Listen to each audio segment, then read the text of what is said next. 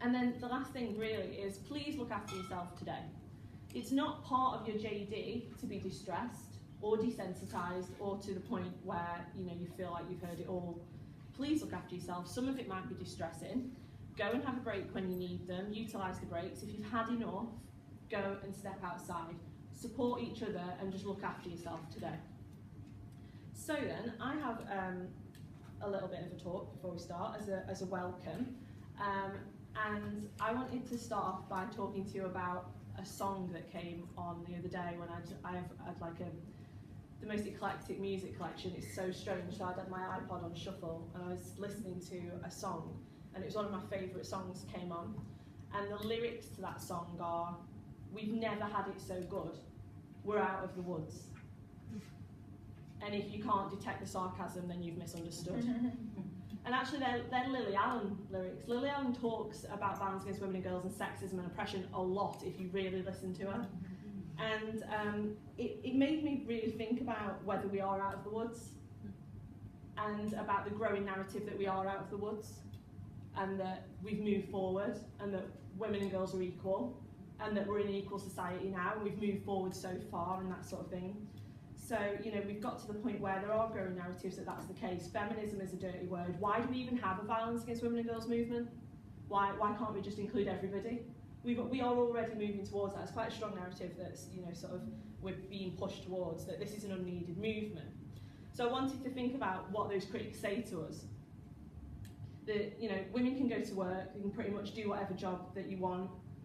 Are you not equal? You can wear what you like, whether that's nothing or everything. You can choose to have sex with who you want, and you can say no if you're not interested. Are you not yet equal? There's some other things that I was thinking about. So, you can speak your mind now as a woman. You can even, women are even let into politics now. Are you not equal yet? You can go out to the bars and the clubs with your male and female friends. You can get drunk and you can party all night long. You can be in total control of your body now. Nobody owns you anymore. So are you not equal yet? You can be sexually liberal, sexually free. You can marry who you like, when you like, and divorce when you want, with no judgment apparently. So are you not yet equal? And then when the bad things happen, you can report, you can get justice, you can seek help, all with no stigma now. Are you not equal yet? And actually when you look back at those things, they're quite strong messages.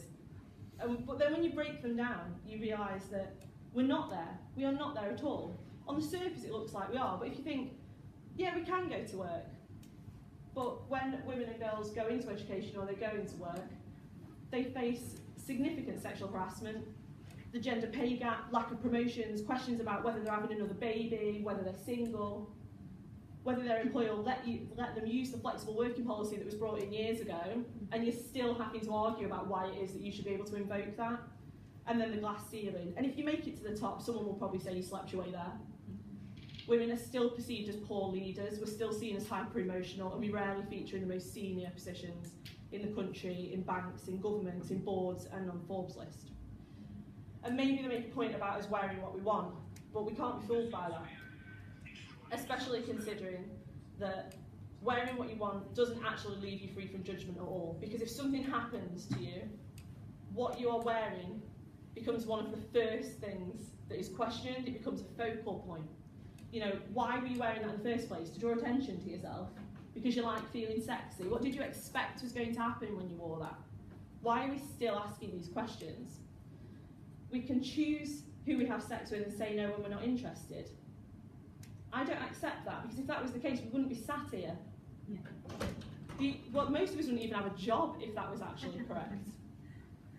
So we've still got huge statistics, hundreds of thousands of women that are experiencing sexual violence, women and girls that are experiencing sexual violence in England and Wales every year. But not only the huge prevalence, but actually there's really interesting research on token resistance. The fact that even when women and girls say no, it's still not really perceived as a clear no. It's perceived as, I should try harder, or they're playing hard to get, or they're being coy. They don't want to be perceived as easy or slutty. So they're saying no, but really they mean yes. And when you think about where that's coming from, I often think about chick flicks. really think about chick flicks. All the chick flicks that you've ever watched are a story about someone that wants to get with a woman that doesn't particularly want to have anything to do with them, and then you watch for 90 minutes while some bloke follows them around, turns up at their house, gives them some flowers, is really nice to them, and at the end the woman's like, oh my god, I do want to have sex with you, that's right. Like, well, what was wrong with me 90 minutes ago? It's like, no. Like, it's every Hugh Grant film you ever watched. He's made a living off that. So even speaking our minds of going into politics, we're told that we can do it, but when you do it, you're a bitch, you're challenging, you are mouthy, you are aggressive, you are demanding, you are bossy. So we're told that we can do these things, but then we're still pushed back into the box again. Getting drunk and partying all night long. You can do that, but research is still telling us that alcohol is one of those factors where you will very quickly be blamed for whatever happened to you whilst you were under the influence of alcohol. And we still have that really strange dichotomy where the more drunk the woman is, the more responsibility you have in a rape or a sexual assault, but the more drunk that the man is, the less responsibility he has in the rape or the sexual assault. And it doesn't really matter, actually, even if we're talking about children, because even in child sexual exploitation, when children are intoxicated before an offence, it is still brought up as a reason why that happened. We're still arguing about, oh, well, you know, why were they drinking vodka at 14? Well, they weren't drinking vodka at 14, they were given vodka before a sexual offence occurred, but we're still sort of having those types of conversations. Maybe we are sexually free and liberal, we can make videos of ourselves, we can take photos of ourselves, selfies, you know, we can video each other having sex, maybe we're in a relationship where we like doing that, but let me tell you, it will be the woman or girl's fault when that goes viral 2 years later when you broke up. Why did you make that video in the first place? Didn't you know that 2 years later they were going to do this to you? No, I didn't. But now we have these issues around revenge porn. We've started this narrative of what can we do to tell women and girls to just not make these videos in the first place? Why don't you just not take those photos? And then you wouldn't be in this position, would you? Rather than looking at the actions of the person that did that. You can marry who you like and divorce when you've had enough with no judgment. Well, if that was the case, that's the entire forced marriage support service is gone. We know that thousands and thousands of women and girls are in forced marriages in the UK, and then recently I've written a report on servile brides and women that are trafficked into the UK as mail order brides sold to guys in this country, and actually that was a real eye-opener for me. It's something that our society and our culture sort of jokes about, and it's a bit like on the periphery, but actually we have thousands and thousands of women in this country that were trafficked in, sold online, bought in, you know, and they are servile brides. They have been trafficked into forced marriages. And then the last one, you know, when bad things happen, you can report it now, you can seek help, you can get justice, there's no stigma. We know that that's not the case. We're still at less than 15% of sexual crimes are actually reported to the police, so there's clearly a huge barrier. But there's also rape myth acceptance, the fact that there's still a stereotype of what sexual violence is, what violence against women and girls is. With domestic violence, it's like the black eye. With rape, it's like being dragged into somewhere, being injured, you know, the use of a weapon, the woman was completely innocent and that this stranger attacked her. And when sexual violence and violence against women and girls doesn't fit into that mould, people really struggle to respond to it because it doesn't fit the stereotype that they've always absorbed from society. So on the surface of it, maybe it looks like we're out of the woods, but then you and I know different. We're not out of the woods, and actually, in some cases, we can't even see the light through the trees yet. We're in the woods, and sometimes we're not even sure which direction it is out of the woods. And sometimes we make a move out of the woods and then realise that there are barriers stopping us. Maybe some people don't want us to get out of the woods at all. The Violence Against Women and Girls movement is moving, it is evolving, it is putting pressure on government, it is changing policy. We are sat here, but is society necessarily moving with us? And that's something that we need to start thinking about wider, because our movement and the women and girls that we support do not exist in a vacuum. We can't move forward if the rest of society stays still. And actually, within a patriarchal and damaging society, what this has led to, and what I'm seeing more and more of, and the practice that I'm trying to push forward and in some cases trying to oppose, is that we have been led towards services, policies, practice, risk assessment tools, service design, interventions that focus on the characteristics, the vulnerability and the risk-taking of women and girls. We are not moving forward towards perpetrators in our practice. We're actually focusing on women and girls. And I've written some things here that I know, are told. We're telling people don't get raped, look out for abusers, take self-defense classes, wear anti-rape knickers. They're a real thing. I wrote a blog on them.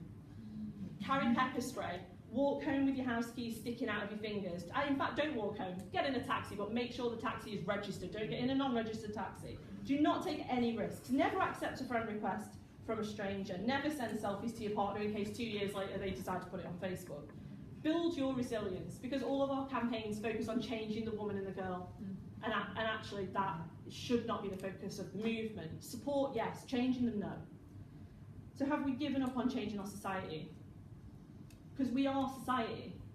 Every time we talk about society, we are the society, and that means we are the change. And that's why I want to finish this by saying thank you for everything that you do in this movement. Because I know it's hard, I know it's frustrating, I know that you get trolled online, I know you get asked why you don't care about men, I know you get called a feminazi, I know you get told that you hate men, I know that you are tired, I know that you're watching your services get cut, I know you're up against a lot, and I know that you're looking at the world and wondering whether this will ever get better, and some of you will have been in this field and you're looking at me now thinking, why are we saying the same things we've been saying for the last 15 years? Why are we still here debating the same points? But what I also know is that the people in this room will have changed and saved lives. You will have educated thousands of people, you'll have protected women and girls from harm, you'll have won the hearts and minds of people in conferences and workshops, you will have challenged bad practice, and you will have whistleblown on people when you knew your job was at risk, because you knew that protecting people was the right thing to do. You will have gone home and worried all weekend about a client. You will have thought about leaving the field because of the impact that it's having on you and your family, but you didn't. You stayed firm and you're still here. And you will have experienced your own abuse, your own trauma, your own lives, but you chose to walk out into the world and help others. So I just want to say thank you for being here today, and thank you for everything that you do for women and girls.